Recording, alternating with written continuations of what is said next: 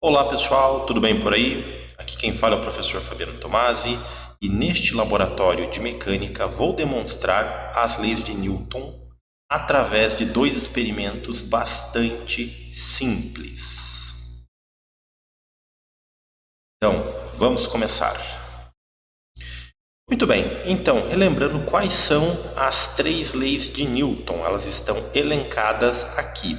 Então, a primeira delas diz que um corpo somente pode alterar o seu estado natural de movimento se uma força ou resultante de força não nula atuar sobre o corpo. Deste modo, o que acontece? Se um corpo está em repouso, ele não tem como entrar em movimento se uma força não atuar sobre ele. O contrário, ou seja, se o corpo estiver em movimento, também não tem como sair do movimento se uma força não atuar sobre ele. Então você pode imaginar, por exemplo, quando você está dirigindo o seu carro.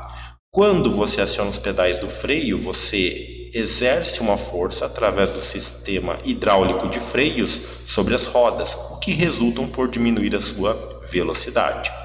A segunda lei de Newton diz que a força que atua sobre um corpo depende da sua massa. E aí nós temos aquela famosa equação, força igual a massa vezes aceleração. Então, quanto maior a força que eu tenho que ter para movimentar um corpo, consequentemente a aceleração, a massa não pode atrapalhar. Então, se for uma massa pequena, eu posso produzir uma grande força, consequentemente uma grande aceleração. Então, se eu souber a massa e a aceleração, determino a força. Ou, se eu souber a força e a aceleração, eu posso determinar a massa do corpo. E a terceira e última lei, que é também conhecida como lei da ação e reação, nos diz que todo corpo A que provoca uma força sobre um corpo B, que nós podemos chamar de uma força FAB, recebe uma força contrária e de igual intensidade, FBA. Então, podemos verificar a aplicação destas leis de Newton através de algumas situações. Então, a primeira delas é, nesta imagem nós temos ali um rapaz pendurando algumas luminárias. Então, nós teríamos uma situação num diagrama mais ou menos assim. O teto, a corda que é tracionada e o objeto a ser preso. Okay? Então, o que vai puxar esse objeto para baixo? Segundo este diagrama de forças que nós temos aqui, é a força peso, que é a força com que qualquer corpo é acelerado ou atraído na direção do planeta Terra. E aqui, a corda ou o fio, não é por onde vai passar a corrente elétrica, sofre uma tensão mecânica e ele deve responder a esta força peso. Então, se nós quisermos que estas luminárias permaneçam imóveis, a força que o fio exerce para contrabalancear a força-peso deve ser, no mínimo, igual. Assim, a luminária fica pendurada e não vai cair, como é o caso, não é, que nós não gostaríamos. Então, podemos verificar aqui, através de um experimento relativamente simples, uma situação como esta. Então, aqui eu tenho um dinamômetro. Um dinamômetro basicamente é um instrumento utilizado para medir a força. Então, ele está fixado, como vocês podem ver ali no seu topo, não é? Nesta parte superior aqui, por um sistema de acoplagem. E se eu puxar esse dinamômetro para baixo, eu consigo medir a força que eu estou executando sobre ele. Então eu posso usar esse instrumento para verificar, por exemplo, qual é a massa de um corpo. Eu tenho aqui esta pequena massa, não é? Com dois ganchos, que eu não sei qual é o valor dela. Se eu pendurar ela no dinamômetro, através da sua leitura, que não vai ser muito visível aí, dadas as limitações da nossa câmera, nós poderemos determinar qual é o valor desta massa. Então, eu já adianto para vocês que o valor desta leitura é de 0,44 newtons, ok? E aí, voltando aqui, nós podemos aplicar, como está exemplificado neste canto aqui, a segunda lei de Newton. Então, olha só, força igual a massa vezes aceleração. A força vai ser o que eu vou medir no dinamômetro. A massa é o que eu quero determinar e a aceleração eu vou usar o valor da gravidade, que é de 9,81 metros por segundo ao quadrado. Então, reescrevendo a equação desta forma aqui, eu sei que a massa é igual à força pela aceleração. A força, como eu já mencionei, é 0,44 newtons. 9,81 é a aceleração da gravidade, então fazendo essa divisão aqui, nós encontramos 0,044 quilogramas. Então lembre-se, aqui está em metro por segundo ao quadrado, aqui está em newton, então a resposta tem que ser dada em quilograma. Se eu jogar essa vírgula 3 casas para cá, eu terei aproximadamente, não coloquei os outros valores aqui, mas aproximadamente 44 gramas, que é o valor da massinha que está pendurada no dinamômetro, ok? Então, aí a gente tem se nós voltarmos aqui, na questão das luminárias, para que as luminárias permaneçam em repouso, a força que aparece aqui, da tensão na fiação, deve ser igual à força-peso. E aí você tem um par ação e reação e o corpo fica em repouso. Se por um acaso a força, peso, fosse maior que essa força que o fio aguentaria, o fio romperia e aí o corpo cairia na direção do chão. Ok? Muito bem, então agora vamos para mais uma exemplificação, que é o plano inclinado. Então, se eu voltar alguns slides aqui, aqui nós temos alguns jovens descendo numa rampa de skate. Então, um plano inclinado basicamente pode ser uma rampa de skate, uma rampa de acesso, enfim, qualquer coisa com uma inclinação. Se eu tiver um corpo sobre o topo desta rampa, o que vai acontecer?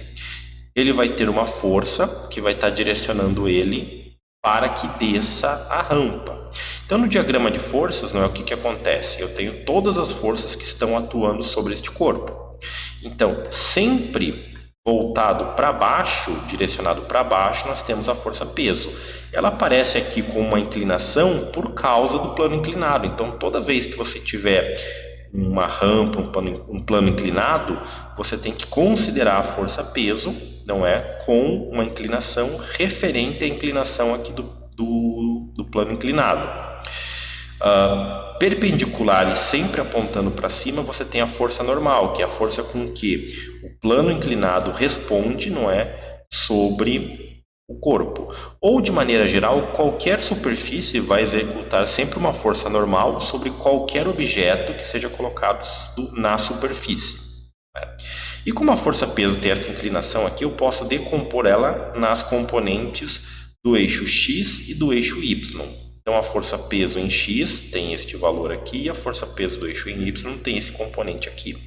Então, toda vez que eu colocar um corpo em plano inclinado, a força, ou melhor, a componente que vai puxar ele, fazendo com que ele se movimente plano inclinado abaixo, é uma componente da força-peso.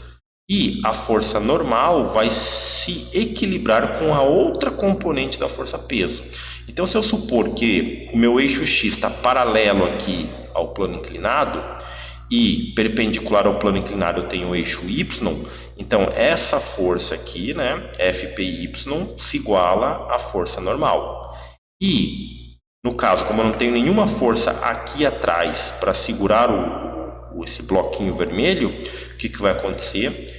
Esse FPX aqui vai ser a componente, desta força-peso que vai arrastar o plano inclinado, o bloco, plano inclinado abaixo. Pois muito bem, então agora vamos ver um experimento relacionado ao plano inclinado. Então, olha só, aqui eu tenho um plano inclinado, aqui eu tenho como medir a inclinação, que ele vai sofrer, e aqui um dinamômetro que vai estar preso a este carrinho, como vocês podem ver. Então, quando eu erguer este plano aqui até um ângulo de 30 graus, nós vamos verificar que o dinamômetro vai se estender um pouquinho, não é? Relacionando a uma força que ele vai estar equilibrando, não é? A força que ele vai equilibrar com aquela componente da força-peso que eu mencionei anteriormente.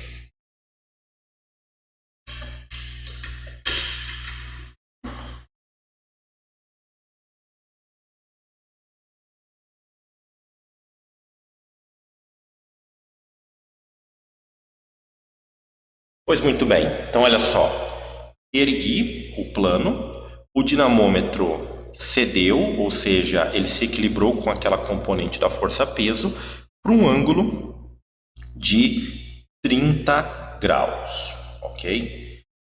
E qual seria agora, não é, esses valores, não é? Então, se nós voltarmos aqui, nós temos as seguintes valores. Então, olha só, a massa do conjunto é 145 kg. Que conjunto é esse? É o carrinho mais as duas massinhas que estão ali presentes. A inclinação da rampa, 30 graus. E a força que o dinamômetro está marcando, não é que não dá para mostrar aqui, né? A câmera, como eu já mencionei, não tem resolução para tão perto, é de 0,54 newtons, ok? Então, sabendo esses valores, você poderia, no caso, calcular qual seria a força da componente gravitacional ao longo de x. Então, o eixo x poderia estar representado aqui, paralelo ao plano inclinado, o eixo y apontando para cima, não é? Sempre perpendicular à superfície. E aí fica como proposição, não é? Para que vocês determinem, responder a seguinte coisa, né? Se você não soubesse a leitura do dinamômetro, fosse algo misterioso, ou você trocasse o dinamômetro por uma pequena corda, qual seria a força que essa corda estaria submetida, associada a essa componente da força-peso que puxa o carrinho para baixo? Sabendo que a inclinação é de 30 graus e que a massa do carrinho é de 145 gramas, ok? Então fica como proposição vocês fazerem este cálculo. E daí vocês comparam o valor que vocês encontrarem, né, com base aí nos conceitos teóricos que vocês já trabalharam, com este valor aqui de 0,54 newtons. Ok, pessoal? Espero que vocês tenham gostado e até um próximo vídeo.